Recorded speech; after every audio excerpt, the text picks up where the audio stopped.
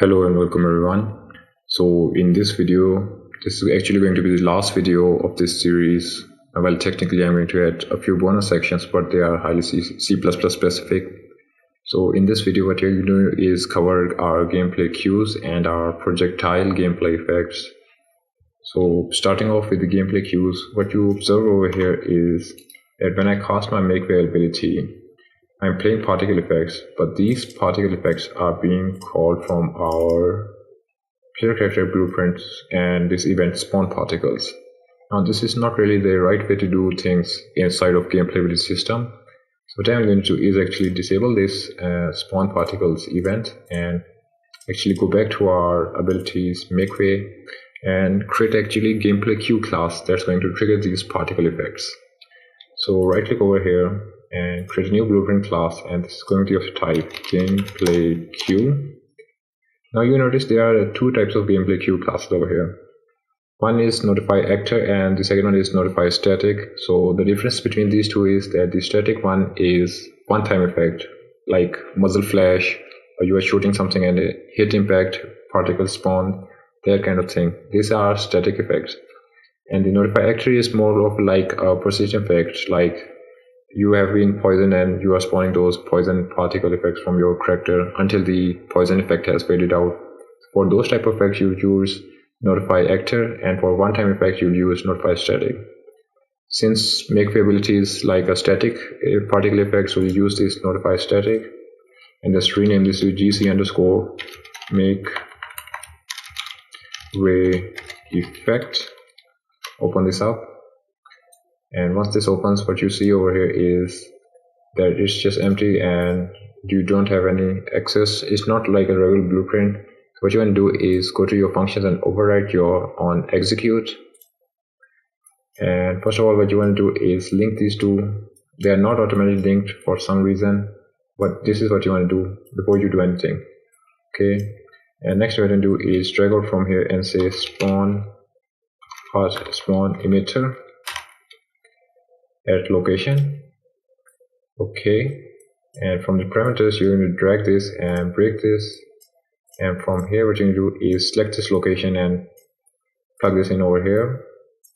Okay, and for the emitter template what you do is actually search this source pinning one and use this over here.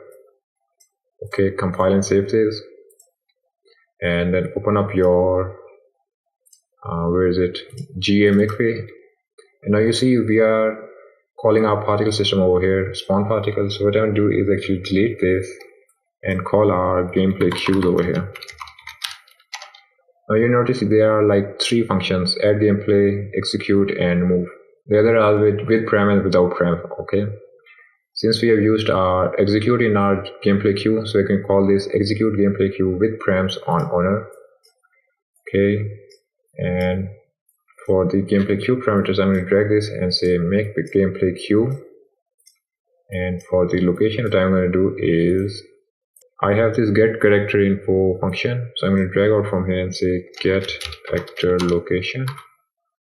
And what you could do is, like, if you want to spawn on the mesh or the sword or anything like that, what you could do is drag out from here, say get mesh for example, and then get the world location from it. Get world location, this one, so you spawn on the specific location. But for now let's just spawn it on the actor's location. We plug this in over here, collapse this and drag this over here. So now it's going to spawn our particles from our gameplay cue, but actually to tell this ability that you're going to use this gameplay cue, we make use of our cue tags. Okay, so I'm going to define a new tag for this, and this is going to be character.ability.makeway.cue effect. Now remember that in one of the gas documentation I saw that the gameplay cues have to begin with the tag name of gameplay cue, but during my testing I just found that this seemed to work as well, so I'm going to use this. You could use those gameplay cue hierarchy if you want to, but I'm going to use sticking with this. Okay, so I have defined a new tag over here, and I'm going to say this that you're going to use that same cue effect tag over here as well. Okay, compile and save this. Now if we test this out and I activate my Makeway ability, my particle are still spawning like normal. Okay, so this is the way that you use your gameplay queue. Now you notice one thing, that when I spawn my particles, they are not attached to my character, rather they are spawned at the location where my mesh was when I activated my ability. So you could change this to like spawn emitter attached and then attach this to the target actor, but let's leave this at like this for now. Another type of effect that we want to do is, like, for example, when I walk over this fire, I want these fire particles to be attached to my character and continue to be present over there until I am taking the damage from my fire environment. Okay, so let's navigate to this and open this up and right click, create a new blueprint class, and this is going to type gameplay queue notify actor. Let's rename this to GC fire burn. Okay, open this up. Now this is more like a regular actor, but a few things are additional to this for the cleanup and linking it to the gameplay queue system. So what I'm going to do is first of all add a particle system, and for the particle I'm going to use my fire. Okay, and what I'm going to do, moving to the event graph, what I'm going to do is actually override the function on active, and for this what I'm going to do is actually say drag out from my target and say attach actor to actor, and this is going to be the parent actor, target actor is going to be self. Okay, and I'm going to snap to target.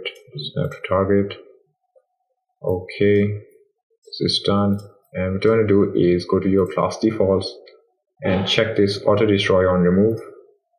Okay, and we're going to give this a tag as well. What I'm going to do is actually give this a tag of character.env.fire. What was it? env fire, and it's going to be queue effect. Okay, compile and save this. And going back to our fire zone, we see that we are using this GE fire effect for the burning damage. So open this up, and under the display section what you see is we have a category gameplay queues. So we'll add one gameplay queue, and this is going to be using the same tag character env fire and queue effect. Okay, so now what you see is that when I walk over my fire, it's going to attach those fire particles to me, and they're going to stay over there until I stop taking damage from the GE fire effect class. Okay, so this is the way that you use your static gameplay queues and your active gameplay queues. Now remember, all of these have these like on active, on execute, and on removed. And so if I search for gameplay queue, you see they are add gameplay queue, execute gameplay queue, and remove gameplay queue. What you could do is, if you want a persistent particle during a gameplay ability, you could say like add gameplay queue to owner, and on the end ability what you could do is say remove gameplay queue from owner, and you specify the tags over here and over here as well. So this would be one way that you could use add and remove. And execute is used basically for one-time effects, like I said. So just remember the difference between add, execute, and the difference between these actor type of gameplay queues and those of static class. Okay, like this one. This is static class and this one is an actor. So just remember the difference between these two. Okay, so next what we're going to do is actually start our shooter example. Specifically what I'm going to do is use Paragon Revenant as the character example for this. So what I'm going to do is drag this blueprint to our characters folder, copy here, and just rename this to vp_shooter character. Okay, let's open this up, and over here what I'm going to do is, just to save time, I'm going to change the parent to vp_player character. I'm not going to use the base character because player character has like all those ability initializations and that kind of stuff over there. Just to save time, I'm going to use this player character as our parent class. Okay, and we're going to prepare a few things. So I'm going to say on begin play, what I want to do is add a call to parent function, and then I'm going to call initialize ability function, since we are going to only add our shooter example. Okay, so let's create our ability next. Going back to our abilities folder, create a new folder of type and call this shooter. Okay, and we're going to create a new blueprint class of the type GA. Sorry, it's gameplay ability. Gameplay ability, and I'm going to use this. I'm going to call this G underscore shooter. Okay, open this up, and I don't need these. What I'm going to do over here is just commit ability. Okay, and then what I'm going to do is call play montage and wait. And after this, what I want to actually do is spawn a projectile for our shooter character that can damage the character. So let's go ahead and create our actor for our projectile. It's going to be a simple actor. I'm going to name this VP underscore bullet. Okay, open this up, and just for the cosmetic purposes, I'm going to use a cone as the bullet mesh thingy. Okay, let's reduce this to 0.3, 0.2. Let's give it a 0.3 so it's visible. And I'm also going to add a collision component. So search for capsule collision, and it's not going to run at that. And I'm going to rotate this as well. Change the size a bit. About there. And then I'm going to add a particle system as well. To attach over here, and this is going to be obliterate. It's going to be this one. Okay, let's reduce the size a bit. 5. Okay, and next what we're going to do is add your projectile movement component. Okay, and over here I'm going to change a few settings, like keep this at 2000, and gravity should be like 0.1. Okay, first of all, let's test this. So we know that it works. It is over here, and what I'm going to do is actually simulate this.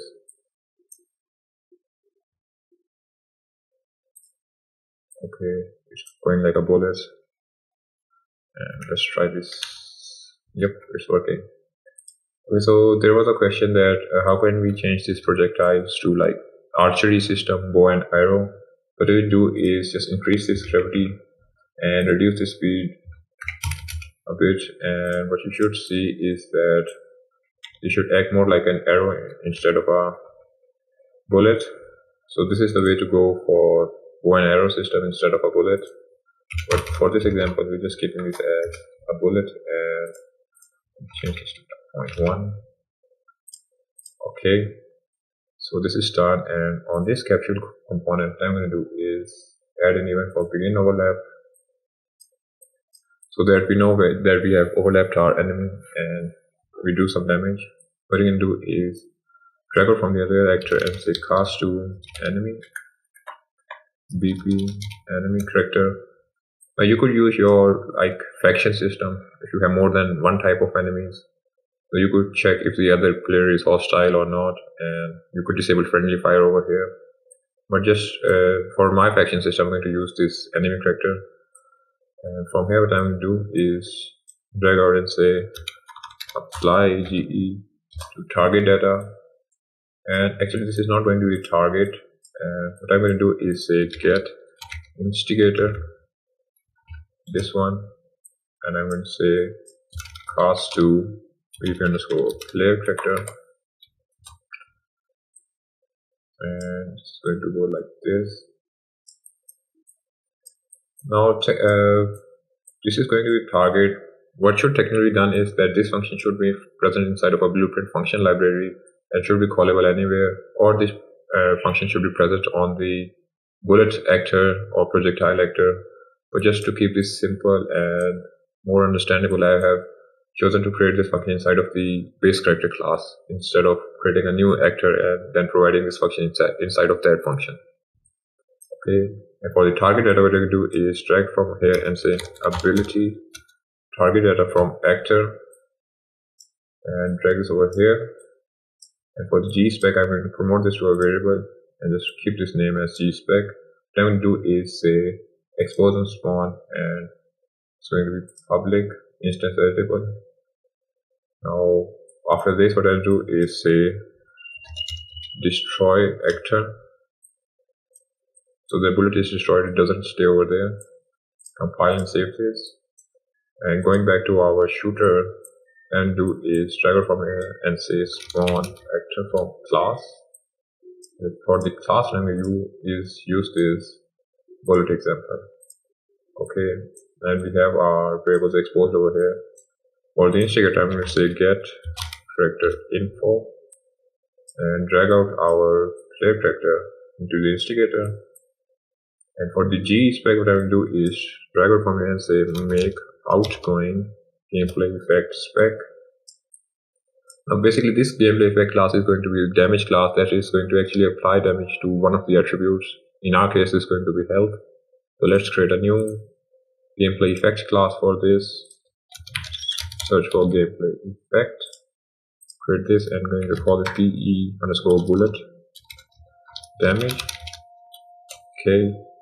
And what this is going to do is now modify our health. So we change this to health, and it's going to subtract like -30 from us. Compile and save this and use this over here. Okay, it's asking for a transform, and we're going to do that. But first we need to end the ability over here and ability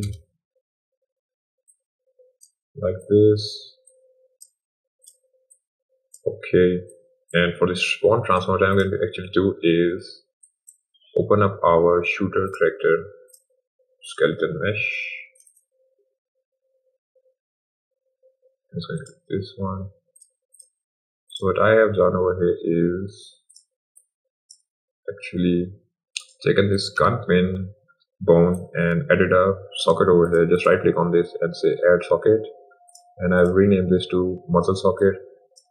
A thing to note is that my local x-axis is facing forward direction from the gun, so you might have to rotate this to face it in the right direction. Just remember to keep the x in the forward direction.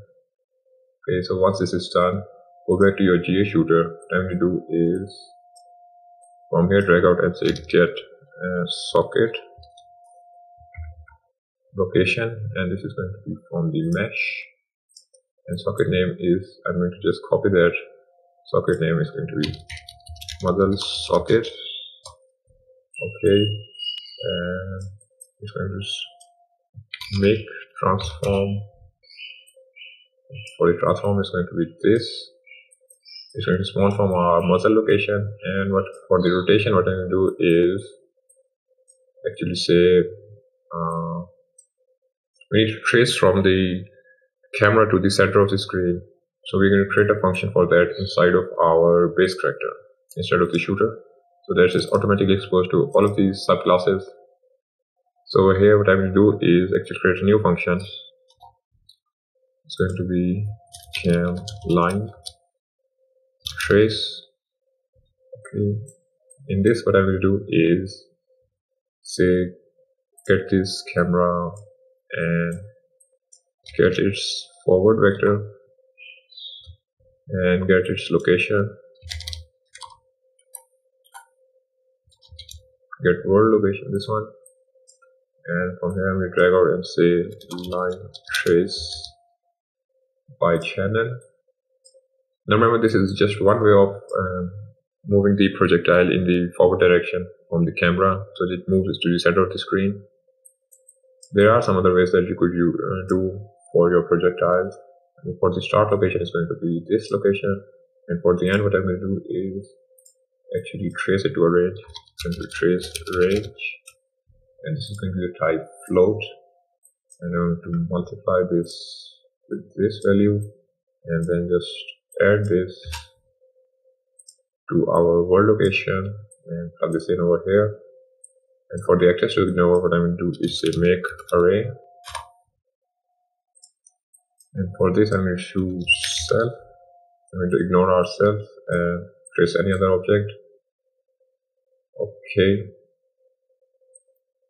and from here what I'm going to do is just use this and say break hit results, and from here what I'm going to do is actually use this location, and from here I'm going to say select vector, and for the A vector is going to be this one, and for the B is going to be this one. Okay, and I'm going to return this value. First what I'm going to do is return this, and after that I'm going to return this, and I'm going to return this as well. The return one is, I'm going to rename this to hit question mark, and this is going to be hit location, and this is going to be hit results. Okay, compile and save this, and go back to our GA shooter, drag it from here and say cam line trace. Okay, and what I will do is actually let's clean this up a little bit later. Drag it from here and to here. I'm going to put a trace range of 2000, and for the rotation what we can do is if we drag it from here and say find look at rotation, start is going to be this and the target is going to be this. Okay, now our projectile should spawn in the forward direction. Compile and save this, and let's drag out our shooter effect over here. Put this over here, and for this we're going to set the possession disabled, and for this is going to layer 0. And let's test it. I forgot one thing. Then just adjust the camera so it's more like to the side of the shoulder instead of just facing it directly. This, and for the camera boom, what I'm going to do is change the socket offset to Y to like 70, and this is going to like 40, 75. Okay, you see it's on the side of the shoulder instead of facing directly on the side, so it's easier to aim. It's on simulation mode. Let's do selected, and so now what you should see is if I forgot to add the activation button as well. Okay, so what I do is just be lazy and say right mouse button, and over here what I'm going to do is say try activate ability by class, and we also need to acquire this as well. So go back to our abilities shooter, GA shooter, move this over here and over here as well, compile and save this, save all, and let's test this now. Hopefully this will work. Okay, so it's shooting and causing damage to the actor. Okay, so this is the way that you use your shooting abilities for gameplay ability system. You just don't wait for the ability or event. You don't use that wait gameplay event. This one that would do is actually make the ability wait for you to end before you can activate it again, or you would need to spawn multiple instances of the same ability, and that would cause some problems. So this is the way that you apply your gameplay effects to your projectiles. You actually make the projectile handle the gameplay effect itself instead of causing the ability to wait for the event to be triggered and apply the gameplay effect. You just make an outgoing gameplay effect, and that is being handled by this projectile. So yeah, this is it. And just as this is the last video for most people, what I'm going to do is actually tell you some bad programming practices that I've done inside of Strill that you should avoid. Like first one and foremost being this hierarchy. You should follow this kind of hierarchy, but a player character should be one, and then a melee character and a shooter character should be separate, which should both be derived from player character. In this example, we have our combo system inside of our base character, and we're also not using input actions, we are using hard-coded buttons. They should not be used. You should define your inputs in your project settings over here. And the thing that just keep in mind is you have to decide which function should go inside of your base character, which function and variable should go inside of player character, and which of these should go inside of your enemy character. So if you have multiple types of enemies or players, you should decide beforehand, before you start coding, that which function should be over here. Like this, for example, this camline trace. Enemies can now have also shooter functions, and so this function should be present inside of the base character because player and enemy both can have this shooter type. So this function would be really useful for both of those. So it should be present in the base character class. Another thing I want to point out is for our gameplay abilities, what I'm actually doing is using this casting system to get our characters. This makes it much easier to access the variables and functions, but what you should actually do is use your interface calls. You should add some interface and declare those functions inside of your respective classes and then call those functions over here, and that would be a good programming practice. But just to keep it simple and easy, I have opted to use this inside of the tutorials. So yeah, this is it, and this is the end of the series. But for those of you who are willing to take an extra step, there will be 2 more videos. Specifically what I'm going to do is make one ability for the built-in target data system inside of the gameplay abilities, and another one is going to be damage execution calculation. For example, if you have like 100 armor and you want armor to deplete first, after that you should start taking health, because if you see over here, we cannot specify more than one attribute at a single time, so that if one is equal to 0, the other one should start taking damage. You could add multiple modifiers, but that's not the way to go for this, like the armor. So we're going to just say that damage execution calculation, that's going to go over here. So this is it for this video. Thank you very much.